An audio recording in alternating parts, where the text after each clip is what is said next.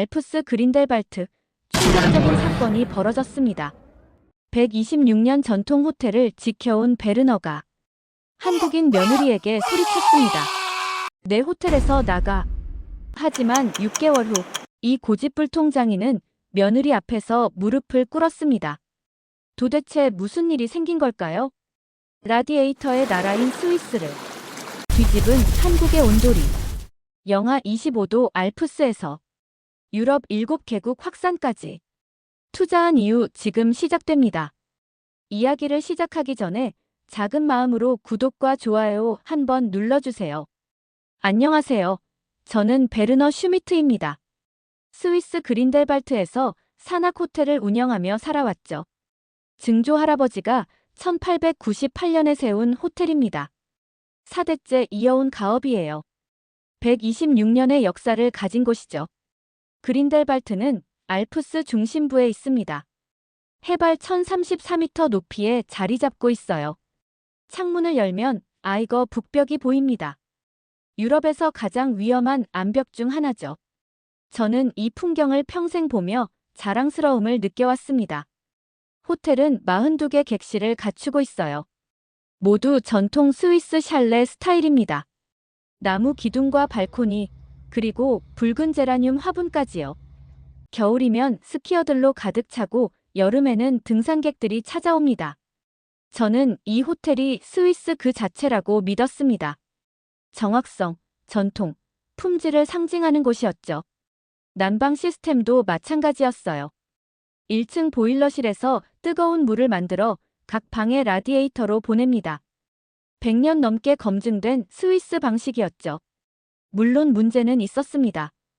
겨울이면 난방비가 한 달에 1만 5천 스위스 프랑을 넘었어요. 약 2,200만 원 정도죠. 객실 바닥은 항상 차갑게 식어 있었습니다. 투숙객들이 가끔 불편을 호소했지만 저는 신경 쓰지 않았어요. 알프스 산악 호텔은 원래 그런 곳이니까요. 더 큰 문제는 제 몸이었습니다. 20년 전 겨울 산행 중 조난 사고를 당했어요. 영하 28도 눈보라 속에서 14시간을 버텼죠. 구조되긴 했지만 그 후유증으로 양쪽 무릎과 발목에 심한 관절염이 생겼습니다. 아침마다 침대에서 일어날 때 무릎이 욱신거렸어요. 계단을 내려갈 때는 난간을 꼭 잡아야 했죠. 의사는 따뜻한 곳에서 생활하라고 권했습니다. 하지만 저는 거절했어요. 이 호텔이 제 인생이었으니까요. 진통제를 먹으며 버텼습니다. 3년 전 제 아들 루카스가 제네바 대학에서 돌아왔습니다. 그리고 한 여성을 데려왔어요. 한국 사람이었죠. 이름은 서연이라고 했습니다. 처음 만난 날 서연은 정중하게 인사했습니다. 하지만 저는 마음을 열지 않았어요. 동양 여성이 우리 가문에 들어온다는 게 받아들여지지 않았습니다. 스위스와 한국은 너무 달랐어요. 루카스가 결혼 의사를 밝혔을 때 저는 단호하게 거절했습니다. 우리 가문은 4대째 스위스 전통을 지켜왔다고 말했죠. 동양인과의 결혼은 불가능하다고 선언했습니다. 하지만 루카스는 포기하지 않았습니다. 그는 서연과 결혼했고 저는 결혼식에 참석하지 않았어요. 며느리로 인정할 수 없었으니까요. 2년이 흘렀습니다. 루카스와 서연은 가끔 호텔에 찾아왔지만 저는 냉랭하게 대했어요. 서연이 준비한 음식도 거의 먹지 않았습니다. 대화도 최소한으로만 했죠. 어느 겨울날 서연이 조심스럽게 물었습니다. 아버님 무릎이 많이 아프시죠?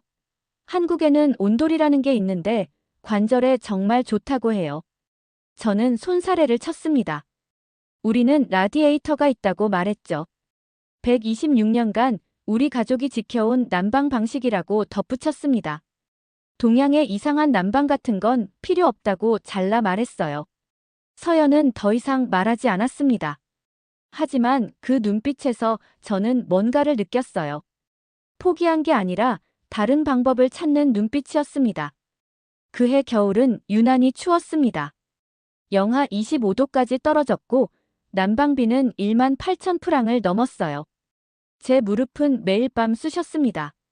진통제 없이는 잠들 수 없었죠. 하지만 저는 참았습니다. 이게 알프스 방식이니까요. 우리는 추위를 견뎌내는 민족이었으니까요. 그때는 몰랐습니다. 제 고집이 곧 완전히 무너질 거라는 걸요. 그리고 그 변화는 제가 가장 무시했던 사람, 바로 서연에서 시작될 거라는 걸요. 그해 봄 호텔에 큰 기회가 찾아왔습니다. 스위스 호텔 협회에서 연락이 왔어요. 취리히에서 열리는 알프스 호텔 현대화 프로젝트였습니다. 6개월간 진행되는 대규모 사업이었죠. 협회 회장이 직접 전화했습니다. 베르너, 당신의 경험이 필요합니다. 산악 호텔 전통을 지키면서도 현대화하는 방법을 자문해 주세요. 현장에 상주하며 실무를 총괄해 주시면 됩니다. 저는 망설였습니다. 6개월이나 호텔을 비운다는 게 쉽지 않았어요. 하지만 이건 제 경력에서 빼놓을 수 없는 기회였습니다. 스위스 호텔업계 전체에 영향을 미칠 수 있는 프로젝트였으니까요. 출발 2주 전 루카스와 서연이 호텔에 찾아왔습니다. 서연이 조심스럽게 말했어요. 아버님 취리히에 가시는 동안 호텔 관리를 제가 도와드려도 될까요? 루카스가 바쁘니까 제가 청소하고 손님 응대도 돕고 싶어요. 저는 무심코 대답했습니다. 직원들이 있으니 그냥 가끔 둘러보기만 해도 된다고 말했죠. 어차피 별일 없을 거라고 덧붙였습니다. 서연은 고개를 끄덕였습니다. 그때 그녀의 눈빛이 반짝였어요. 하지만 저는 그게 무슨 의미인지 전혀 몰랐습니다. 취리히로 떠나기 전날 밤 저는 호텔을 한 바퀴 돌았습니다. 1층 로비에 오래된 라디에이터를 쓰다듬었어요. 증조 할아버지가 1920년에 설치한 것이었죠. 90년이 넘었지만 여전히 작동했습니다. 이게 우리 전통이야. 126년간 지켜온 방식이지. 다음 날 아침 저는 취리히로 출발했습니다. 차창 밖으로 알프스가 멀어졌어요. 6개월 뒤 돌아올 때까지 호텔은 그대로일 거라고 믿었습니다. 제가 떠난 그날 오후 서연은 루카스를 불렀습니다. 나중에 루카스에게 들은 이야기예요. 여보, 이제 시작해야 해. 루카스가 놀라며 물었죠. 설마 정말로 온도를 설치하려는 거야? 서연은 단호하게 고개를 끄덕였습니다. 아버님이 6개월 동안 안 계세요. 지금이 아니면 기회가 없어요. 아버지한테 허락 없이 호텔을 바꾼다고 우리 둘 다 쫓겨날 거야. 하지만 서연은 확고했습니다. 루카스 아버님은 3년 동안 저를 가족으로 인정하지 않으셨어요. 말로는 안 돼요. 직접 경험하셔야 마음이 바뀌실 거예요. 비용은 얼마나 들어? 서연이 대답했습니다. 로비와 1층 객실 5개만 하면 8만 5천 프랑이요. 제 저축으로 충분해요. 한국에서 기술자분들도 이미 연락했어요. 루카스는 한참을 고민했습니다. 그리고 결국 고개를 끄덕였죠. 알았어. 하지만 실패하면 우리 가족은 정말 끝이야. 일주일 후 한국에서 3명의 기술자가 도착했습니다. 김 기술자, 박 기술자, 그리고 이 기술자였어요. 그들은 서울에서 25년간 온도를 시공해온 전문가들이었습니다. 첫날 김 기술자가 호텔을 둘러보며 말했습니다. 126년 된 건물이라 쉽지 않겠네요. 바닥 구조부터 확인해야 합니다. 나무 기둥과 석재가 섞여 있어서 신중하게 접근해야 해요. 서연은 각오하고 있었습니다. 얼마나 걸릴까요? 김 기술자가 천장을 올려다보며 계산했습니다. 빠르면 5달 반, 늦으면 6달이요. 서연의 얼굴이 창백해졌습니다. 베르너가 돌아오는 날이 정확히 6개월 후였으니까요. 시간이 빠듯했어요. 그럼 바로 시작해요. 지금 당장요. 다음 날부터 공사가 시작되었습니다. 로비 바닥이 하나씩 들어 올려졌어요. 90년 된 나무 마루판 아래로 차갑고 축축한 콘크리트가 드러났습니다. 박 기술자가 고개를 저었습니다. 단열이 거의 안 되어 있네요. 그래서 겨울에 이렇게 추웠던 거예요. 습기도 심합니다. 전체를 다시 해야 해요. 서연은 불안했지만 고개를 끄덕였습니다. 한국에서 단열재를 급히 공수했어요. 비용은 계속 올라갔지만 멈출 수 없었습니다. 취리히에서 저는 매일 밤 루카스에게 전화했습니다. 호텔은 괜찮지? 손님들 불편한 건 없고? 루카스는 애매하게 대답했어요. 네, 아버지, 다 괜찮아요. 걱정 마세요. 저는 아무것도 의심하지 않았습니다. 제 호텔이 126년 전통을 깨뜨리고 있다는 사실을 전혀 몰랐죠. 그 순간 그린델발트에서는 한국 온돌이 스위스 알프스에 뿌리내리기 시작하고 있었습니다. 2주가 지나자 호텔은 완전히 공사장이 되었습니다. 로비 바닥이 전부 뜯겨 있었어요. 객실 5개도 마찬가지였죠. 곳곳에 단열재와 파이프 자재가 쌓여 있었습니다. 서연은 매일 밤 잠을 설쳤어요. 정말 괜찮을까? 아버님이 돌아오시면 어떻게 하지? 하지만 더 큰 문제가 생겼습니다. 그린델발트 시청 건축과에서 담당자가 나온 거예요. 이웃 호텔 주인이 대규모 공사를 보고 신고한 겁니다. 건축 허가는 받으셨습니까? 서연은 당황했습니다. 저희는 난방 시스템만 교체하는 거예요. 건물 구조는 전혀 바꾸지 않습니다. 담당자는 회의적이었지만 기술 서류를 검토한 후 조건부로 허락했습니다. 구조 변경이 없다는 확약서를 제출하세요. 그리고 완공 후 안전 검사를 받아야 합니다. 서연은 안도의 한숨을 쉬었습니다. 하지만 이미 2주가 지체되었어요.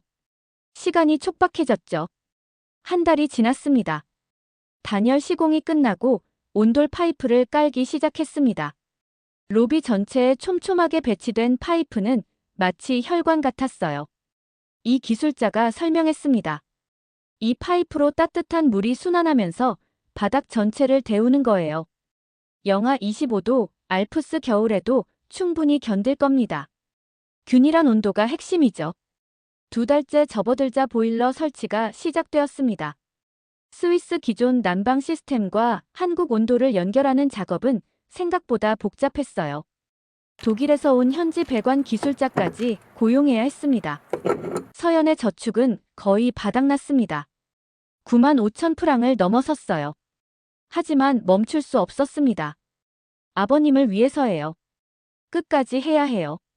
3달째 중반 예상치 못한 사건이 벌어졌습니다. 호텔 단골 손님 중 한 명이 공사 현장을 보고 베르너에게 전화한 거예요. 취리히에 있던 저는 깜짝 놀라 전화를 받았습니다. 베르너 자네 호텔 로비가 완전히 뜯겨 있던데 무슨 일인가? 저는 당황했습니다. 루카스에게 급히 전화를 걸었어요. 로비가 왜 뜯겨 있어? 대체 무슨 일이야? 루카스는 한참을 망설이다 대답했습니다. 아버지, 사실은 배관 노후로 누수가 생겨서 급히 수리 중이에요. 곧 끝나니까 걱정 마세요. 누수? 왜 나한테 미리 말 안 했어? 급하게 진행돼서요. 하지만 전문업체에서 잘 처리하고 있어요. 저는 석연치 않았지만 일단 믿기로 했습니다. 취리히 프로젝트가 너무 바빠서 직접 확인할 여유가 없었어요. 4달 반이 지났습니다. 바닥 마감 작업이 시작되었어요. 로비는 고급 대리석 타일로, 객실은 따뜻한 느낌의 원목 마루로 시공했습니다. 서연은 바닥재 하나하나를 신중하게 골랐어요. 아버님이 좋아하실 색으로 골라야 해. 너무 화려하지 않고 전통적인 느낌으로요. 5달째 접어들었습니다. 드디어 온돌 시스템 첫 가동 날이었어요. 김 기술자가 보일러를 켰습니다. 따뜻한 물이 파이프를 타고 흐르기 시작했죠. 30분 후 바닥이 서서히 따뜻해졌습니다. 루카스가 맨발로 로비 바닥을 밟아봤습니다. 와, 정말 따뜻해. 고르게 따뜻해. 서연은 눈물을 흘렸습니다. 5개월간의 고생이 결실을 맺는 순간이었어요. 하지만 기쁨도 잠시 루카스가 달력을 보며 얼굴이 굳었습니다. 서연 아버지가 2주 후에 돌아오셔. 마지막 2주는 전쟁이었습니다. 마감 작업 마무리, 시청 안전 검사 통과, 공사 흔적 제거까지 정신없이 움직였어요. 서연은 하루에 3시간도 못 잤습니다. 시청 검사관이 왔을 때 서연은 손이 떨렸어요. 검사관은 1시간 동안 꼼꼼히 확인했습니다. 바닥 온도, 배관 상태, 구조 안전성까지요. 합격입니다. 구조 변경 없이 완벽하게 시공되었네요. 이거 한국 기술이죠? 정말 인상적입니다. 서연은 그제야 안도의 한숨을 쉬었습니다. 출발 전날 밤 서연과 루카스는 호텔을 점검했습니다. 공사 흔적은 모두 사라졌어요. 새 바닥은 빛났고 온돌은 조용히 작동하고 있었습니다. 루카스가 물었습니다. 아버지 반응이 어떨까? 서연은 창밖 알프스를 바라보며 대답했습니다. 처음엔 화내실 거예요. 하지만 직접 느껴보시면 마음이 바뀌실 거예요. 다음 날 아침 취리히에서 저는 프로젝트를 성공적으로 마무리했습니다. 협회 회장이 악수를 청하며 말했어요. 베르너, 당신 덕분에 알프스 호텔들이 새로운 길을 찾았습니다. 고맙습니다. 저는 기분이 좋았습니다. 빨리 집으로 돌아가고 싶었어요. 6개월 만에 보는 제 호텔이 기대되었습니다. 차에 짐을 싣고 그린델발트로 향했습니다. 창밖으로 알프스가 다가왔어요.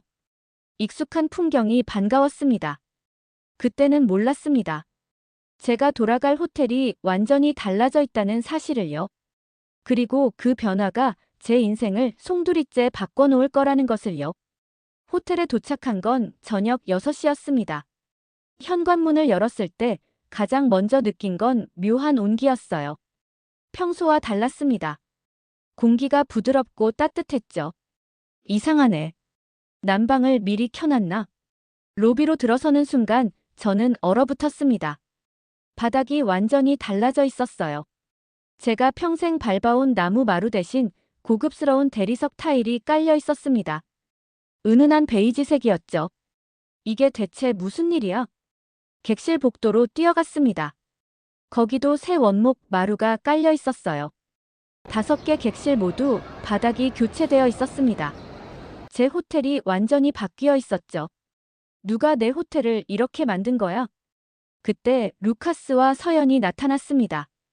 둘 다 긴장한 표정이었어요. 아버지, 일찍 오셨네요. 저는 소리쳤습니다. 설명해봐. 내 호텔에 무슨 짓을 한 거야? 서연이 한 걸음 앞으로 나왔습니다. 아버님, 제가 했습니다. 온돌을 설치했어요. 온돌? 그게 뭔지는 알아. 하지만 내가 분명히 싫다고 했잖아. 허락도 없이 내 호텔을 이렇게 바꿨다고. 서연은 침착하게 대답했습니다. 아버님, 일단 신발을 벗고 한 번만 밟아보세요. 저는 분노로 떨렸습니다. 하지만 서연의 눈빛에는 두려움이 아닌 확신이 있었어요. 저는 화가 나서 신발을 벗어던졌습니다. 양말 신은 발로 로비 바닥을 밟는 순간 저는 말을 잃었습니다. 바닥이 따뜻했어요. 아니, 따뜻한 정도가 아니었습니다. 부드럽고 포근한 온기가 발바닥에서 온몸으로 퍼져나갔어요. 이게 뭐지? 저는 로비를 천천히 걸어 다녔습니다. 창가도 구석도 모든 곳이 똑같이 따뜻했어요. 126년 동안 한 번도 느껴보지 못한 균일한 온도였습니다. 평소라면 창가는 얼음장처럼 차가웠는데 이제는 포근했죠. 객실로 들어가 봤습니다. 거기도 마찬가지였어요. 바닥 전체가 고르게 따뜻했습니다. 하지만 저는 여전히 화가 나 있었습니다. 너희가 무슨 권리로 내 호텔을 이렇게 바꿨어? 서연이 고개를 숙였습니다. 죄송합니다, 아버님. 하지만 아버님이 매일 무릎 통증에 시달리시는 모습을 보면서 저는 견딜 수가 없었어요. 비용은 얼마나 들었어? 루카스가 떨리는 목소리로 대답했습니다. 9만 5천 프랑이요. 서연이 자기 저축 전부를 썼어요. 저는 숨이 막혔습니다. 며느리가 9만 5천 프랑을 저를 위해 사용했다니요.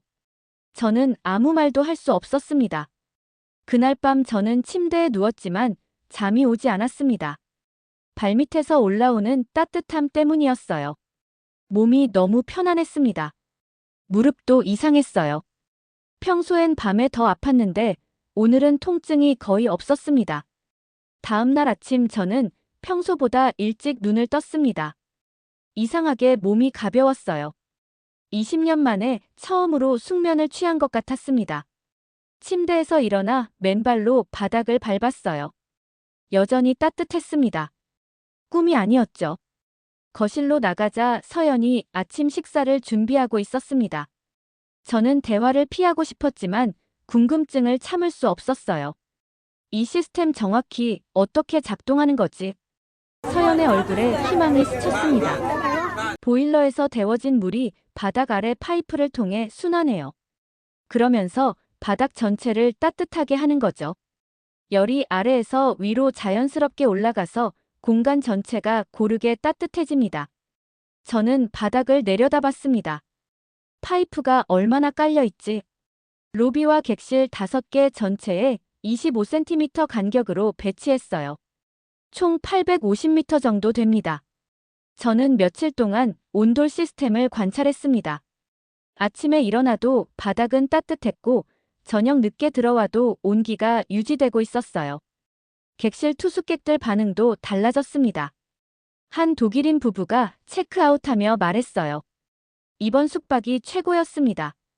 바닥이 이렇게 따뜻한 호텔은 처음이에요. 다음에 또 올게요. 가장 놀라운 건 제 무릎이었습니다. 20년간 저를 괴롭혔던 관절염 통증이 눈에 띄게 줄어들었어요. 아침에 일어날 때 무릎이 뻣뻣하지 않았습니다. 계단을 내려갈 때도 난간을 잡지 않아도 되었죠. 따뜻한 바닥 위를 걷는 것만으로도 관절이 편안해졌습니다. 일주일쯤 지났을 때 저는 중요한 걸 발견했습니다. 난방비 고지서가 도착했거든요. 8,500프랑이었습니다. 작년 같은 기간엔 1만 5천 프랑이었어요. 거의 43%가 절감된 거죠. 저는 루카스를 불렀습니다. 이게 맞나? 난방비가 이렇게 줄었어? 네, 아버지. 온돌은 열 효율이 높아요. 바닥에서 시작된 열이 자연스럽게 위로 올라가면서 공간 전체를 데우니까요. 라디에이터처럼 천장부터 뜨거워지는 게 아니라서 에너지 낭비가 적습니다. 저는 창밖을 바라봤습니다. 알프스가 보였어요. 평생 지켜온 호텔 전통도 떠올랐습니다.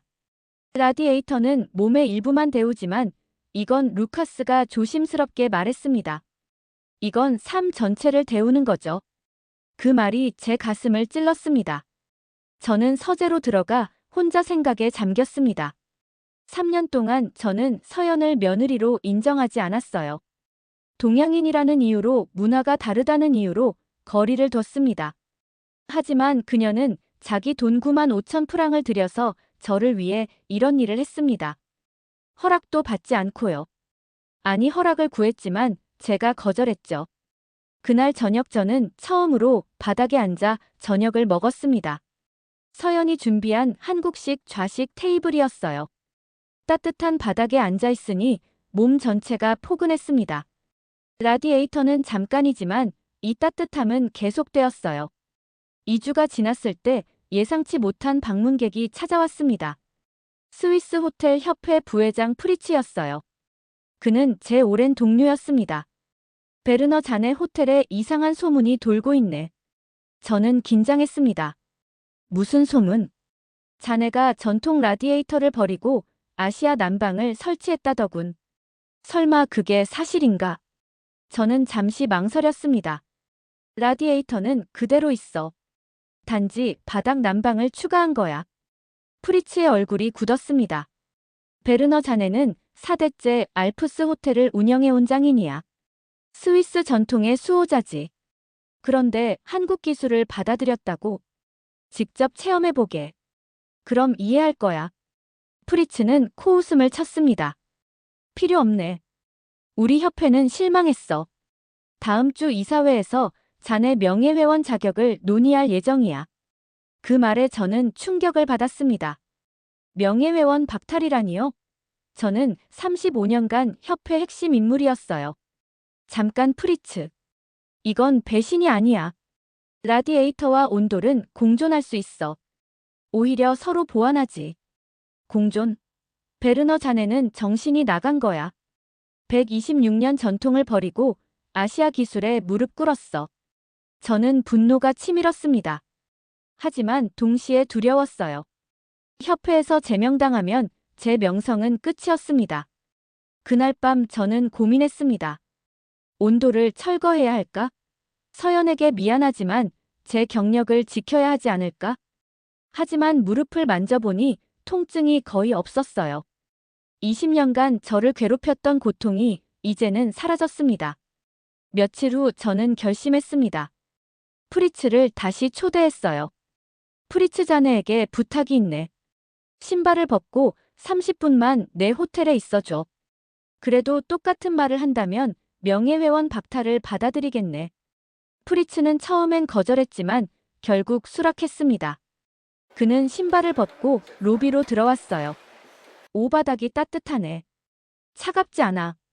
10분이 지나자 프리츠의 표정이 바뀌기 시작했습니다. 그는 호텔 곳곳을 걸어 다녔어요.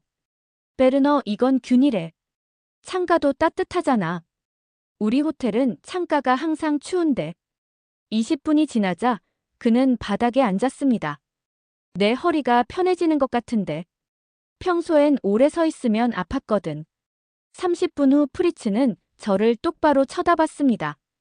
베르너, 자네 말이 맞았어. 이건 배신이 아니야. 이건 진화야.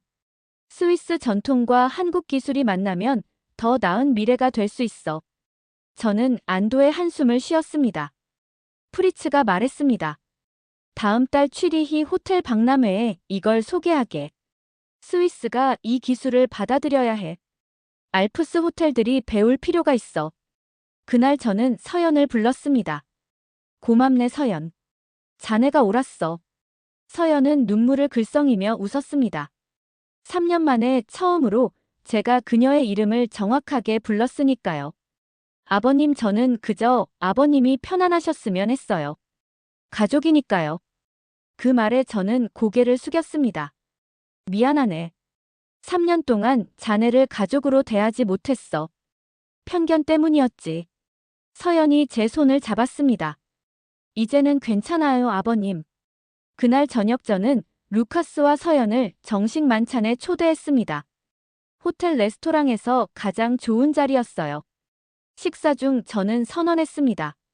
서연, 이제부터 자네는 우리 호텔 공동 운영자야. 경영에 참여해줘. 서연은 놀라 눈을 크게 떴습니다. 정말요, 아버님? 자네는 제가 보지 못한 것을 봤어. 전통을 지키면서도 발전하는 방법을 알고 있지. 우리에게 필요한 사람이야. 루카스가 웃으며 말했습니다. 아버지, 이제야 우리가 진짜 가족이 된 것 같아요. 저는 창밖을 바라봤습니다. 알프스 설산이 달빛에 빛나고 있었어요. 126년 전통을 지키는 것도 중요하지만 더 나은 미래를 만드는 것도 필요하다는 걸 이제야 깨달았습니다. 온돌이 제게 준 건 따뜻한 바닥만이 아니었어요. 열린 마음이었습니다. 다음 날부터 저는 본격적으로 움직이기 시작했습니다. 취리히 호텔 박람회 준비를 시작한 거예요. 서연과 함께 발표 자료를 만들었습니다. 한국 온돌이 스위스 알프스를 만나다. 전통과 혁신의 조화. 제목부터 새로웠습니다. 저는 변하고 있었어요. 한 달 후 취리히 호텔 박람회가 열렸습니다. 저와 서연은 무대에 올랐어요. 스위스 호텔 경영자와 건축가들이 가득 찬 홀이었습니다. 약 400명 정도 모였죠. 저는 마이크를 잡았습니다. 여러분, 저는 126년 전통을 지켜온 알프스 호텔 경영자입니다. 하지만 오늘은 새로운 제안을 하려고 합니다. 화면에 온돌 시스템 도면이 떴습니다. 서연이 설명을 시작했어요.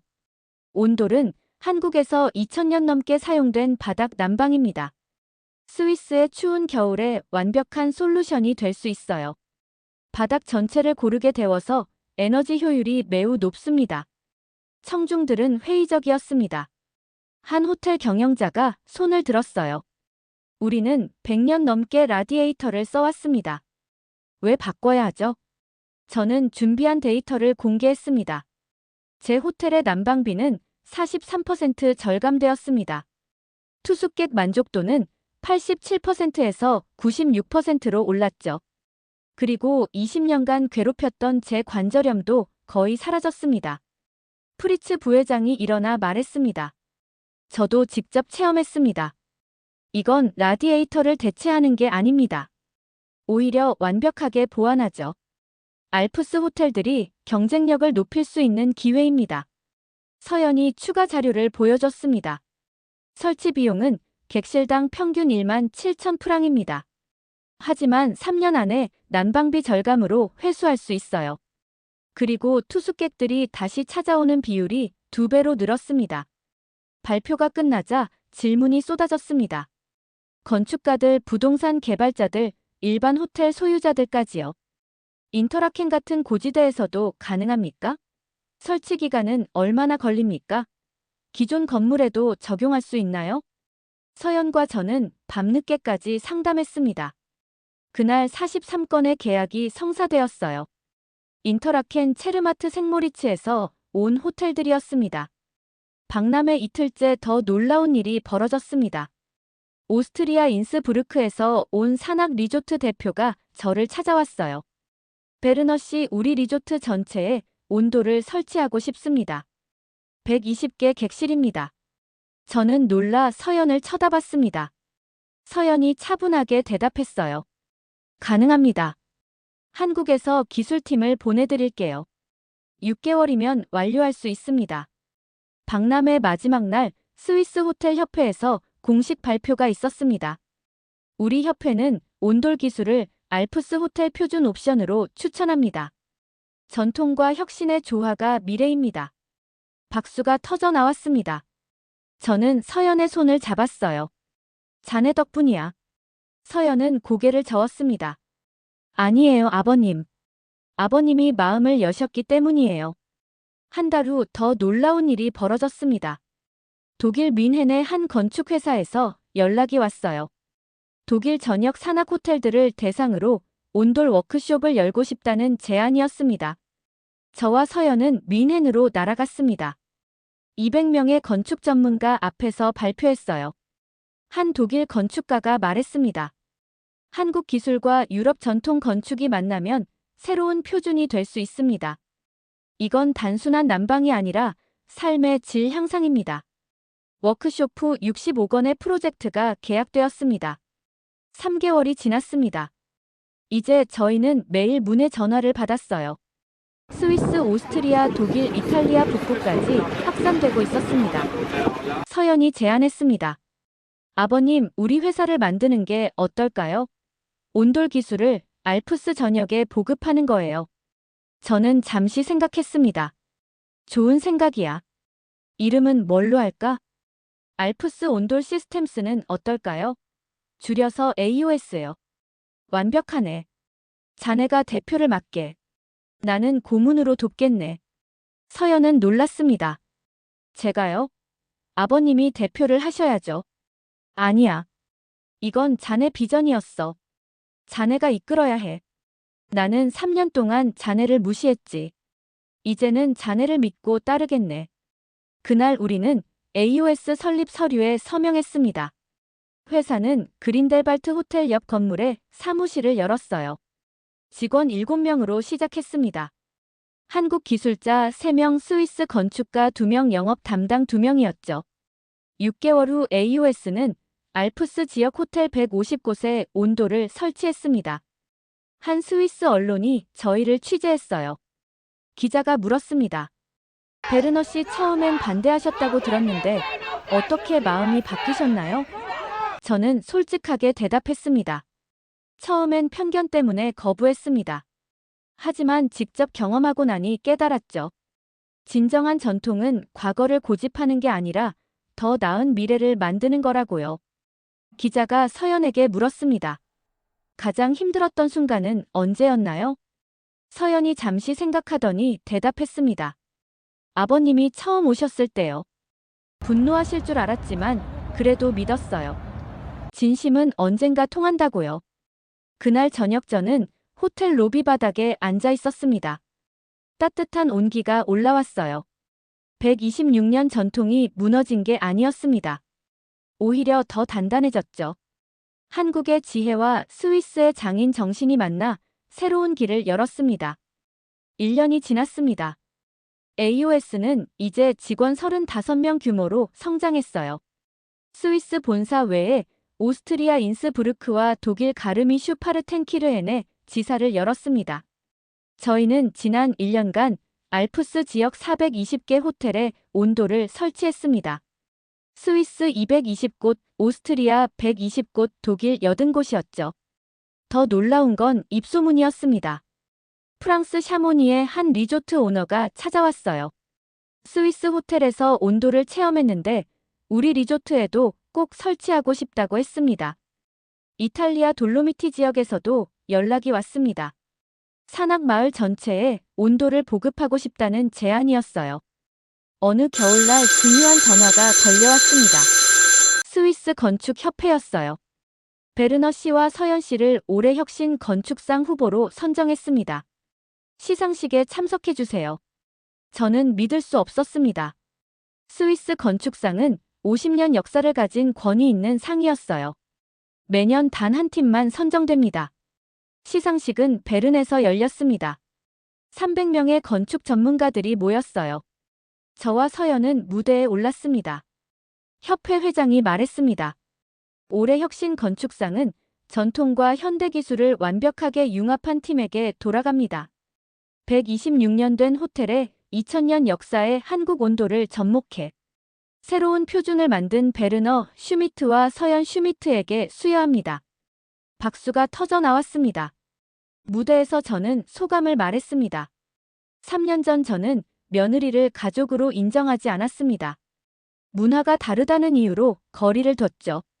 하지만 그녀가 제게 준 건 온돌이 아니었습니다. 열린 마음이었어요.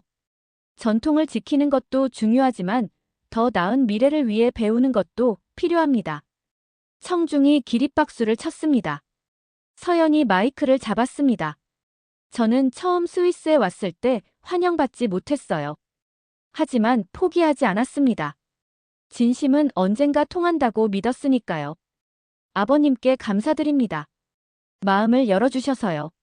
시상식 후 여러 언론이 저희를 취재했습니다. 스위스 국영방송 SRF가 다큐멘터리를 제작하겠다고 제안했어요. 독일 공영방송 ARD도 관심을 보였습니다. 한 달 후 SRF 다큐멘터리가 방영되었습니다. 제목은 알프스를 데운 한국의 지혜였어요. 30분짜리 프로그램이었는데 시청률이 15%를 기록했습니다. 스위스에서 매우 높은 수치였죠. 방송 후 문의가 폭발적으로 늘었습니다. 일반 가정집 학교 양로원까지 온도를 원했어요. 더 이상 호텔만의 기술이 아니었습니다. 서연이 제안했습니다. 아버님, 이제 주택용 온돌 사업도 시작해야 할 것 같아요. 저는 고개를 끄덕였습니다. 좋아. 자네가 판단하는 대로 하게. AOS는 주택사업부를 신설했습니다. 한국에서 추가 기술자 10명을 초청했어요. 그들은 서울과 부산에서 온 베테랑들이었습니다. 6개월 후 저희는 스위스 가정집 850곳에 온도를 설치했습니다. 한 취리히의 할머니가 감사 편지를 보냈어요. 저는 70년간 류마티스로 고생했습니다. 하지만 온도를 설치한 후 통증이 절반으로 줄었어요. 아침에 일어나는 게 이렇게 편할 줄 몰랐습니다. 감사합니다. 편지를 읽으며 저는 눈시울이 뜨거워졌습니다. 이건 단순한 사업이 아니었어요. 사람들의 삶을 바꾸는 일이었습니다. 어느 날 서연이 중요한 소식을 전했습니다. 아버님, 유럽 난방기술협회에서 연락이 왔어요. 브뤼셀에서 열리는 국제 컨퍼런스에 저희를 초청했대요. 유럽 난방기술협회는 유럽 전역 난방 표준을 정하는 기관이었습니다. 초청받는다는 건 큰 의미였어요. 저희는 브뤼셀로 날아갔습니다. 27개 유럽 국가 대표들이 모인 자리였어요. 저와 서연은 온돌 시스템을 발표했습니다. 프랑스 대표가 질문했습니다. 에너지 효율이 정말 40% 이상 향상됩니까? 서연이 데이터를 보여줬습니다. 저희가 설치한 1200곳 이상의 평균 데이터입니다. 난방비는 평균 42% 절감되었고 실내 온도, 균일도는 95% 이상입니다. 네덜란드 대표가 손을 들었습니다. 습도 조절은 어떻습니까? 우리나라는 습한 기후라서요. 온돌은 바닥을 건조하게 유지합니다. 습기가 차는 걸 방지하죠. 네덜란드 기후에도 적합합니다. 발표 후 협회는 결정을 내렸습니다. 온돌 시스템을 유럽 친환경 난방 기술로 공식 인정합니다. 각국의 도입을 권장하겠습니다. 그날 저녁 저는 서연과 브뤼셀 호텔 레스토랑에 앉아 있었습니다. 자네 덕분에 우리가 여기까지 왔네. 서연이 고개를 저었습니다. 아니에요, 아버님. 아버님이 용기를 내서 변화를 받아들이셨잖아요. 그게 가장 어려운 일이에요. 저는 창밖을 바라봤습니다. 브뤼셀의 야경이 아름다웠어요. 3년 전 저는 편견에 갇혀 있었습니다. 하지만 이제는 달랐죠. 세상은 넓고 배울 것은 많았습니다. 온돌이 알프스를 넘어 유럽 전역으로 퍼져나가고 있었습니다. 2년이 지났습니다. 지금 저는 그린델발트 호텔 로비에 앉아 있어요. 따뜻한 바닥이 여전히 포근합니다. 창밖으로 알프스가 보이죠.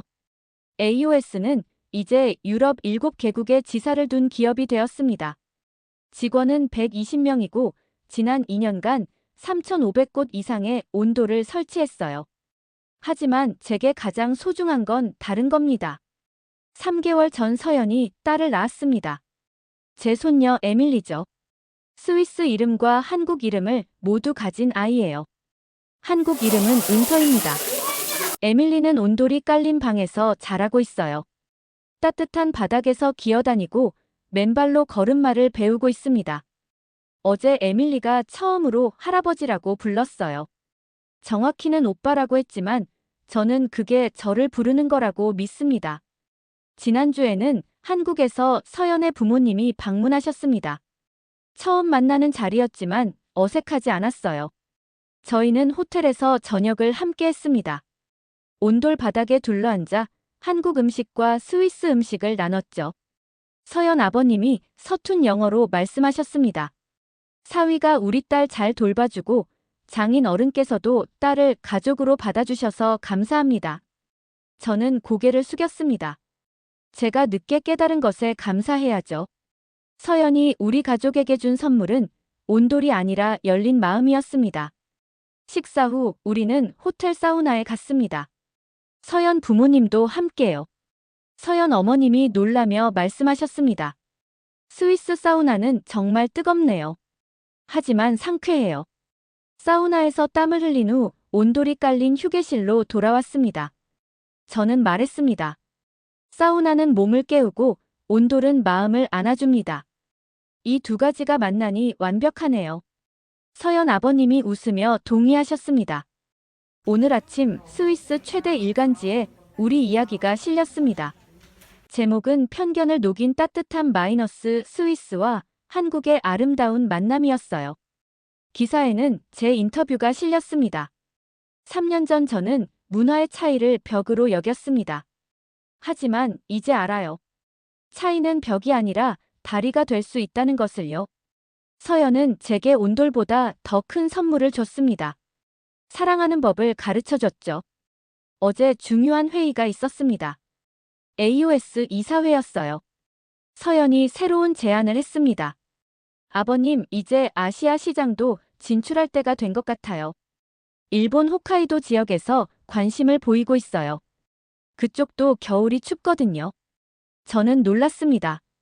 일본? 온돌은 한국 기술인데 일본에도 수출한다고? 서연이 웃으며 대답했습니다. 좋은 기술은 국경이 없어요, 아버님. 저희가 스위스에서 증명했잖아요. 이사들이 박수를 쳤습니다. 저도 찬성했죠. 자네가 오라. 좋은 것은 나눠야지. 오늘 오후 저는 호텔 정원을 산책했습니다. 무릎은 이제 거의 아프지 않아요. 2년 전만 해도 지팡이 없이는 걷기 힘들었는데 이제는 가볍게 뛸 수도 있습니다. 정원에서 루카스와 서연이 에밀리와 놀고 있었어요. 에밀리는 웃으며 잔디 위를 기어다녔습니다. 저는 그 모습을 보며 생각했습니다. 126년 전 증조할아버지가 이 호텔을 세웠을 때 이런 미래를 상상이나 했을까요? 한국 기술이 스위스 전통과 만나 유럽을 바꿀 거라고 믿었을까요? 하지만 이게 진정한 전통이 아닐까 싶습니다. 과거를 고집하는 게 아니라 더 나은 미래를 만드는 것. 닫힌 마음이 아니라 열린 마음으로 세상을 대하는 것. 그게 진짜 전통이죠. 저녁이 되자 호텔 레스토랑이 손님들로 가득 찼습니다. 한 프랑스 가족이 체크인하며 말했어요. 온돌이 있는 호텔이라고 들었어요. 꼭 경험해보고 싶었습니다. 직원이 안내했습니다. 객실 바닥이 따뜻할 거예요. 편하게 쉬세요. 저는 로비 구석에 앉아 그 장면을 지켜봤습니다. 온돌이 이제는 특별한 게 아니었어요. 당연한 것이 되었습니다. 알프스 호텔의 새로운 표준이 된 거죠. 밤이 되어 저는 서재로 갔습니다. 벽에는 각종 상패가 걸려 있어요. 스위스 건축상, 유럽 혁신 기술상, 친환경 경영 대상까지요. 하지만 제가 가장 아끼는 건 따로 있습니다. 책상 위에 놓인 작은 액자예요. 서연이 3년 전 처음 왔을 때 찍은 가족 사진입니다. 그때 저는 사진 찍기를 거부했었죠. 하지만 지금은 다릅니다. 매년 가족 사진을 찍어요. 올해는 에밀리도 함께였습니다. 저는 창밖을 바라봅니다. 그린델발트에 눈이 내리고 있어요. 하지만 이제 겨울이 두렵지 않습니다. 호텔로 돌아가면 따뜻한 바닥이 저를 기다릴 테니까요. 그리고 그보다 더 따뜻한 가족이 있으니까요. 온돌이 제게 가르쳐준 것은 단순한 난방 기술이 아니었습니다. 진정한 따뜻함은 기술이 아니라 마음에서 시작된다는 것이었죠. 편견은 차갑지만 진심은 따뜻합니다. 내일 아침 저는 서연, 루카스, 에밀리와 함께 아침 식사를 할 겁니다. 따뜻한 온돌 바닥에 앉아서요. 그리고 말할 겁니다. 고맙다고. 우리 가족이 되어줘서. 지금까지 스위스 산악 호텔 경영자 베르너가 한국인 며느리 서연을 3년간 거부하다가 온돌의 따뜻함으로 마음을 열고 유럽 전역에 온돌을 전파한 감동적인 이야기였습니다. 추운 겨울 따뜻한 온돌방에서 지내신 추억이나 해외에서 온돌이 그리웠던 경험이 있으시다면 댓글로 남겨주세요.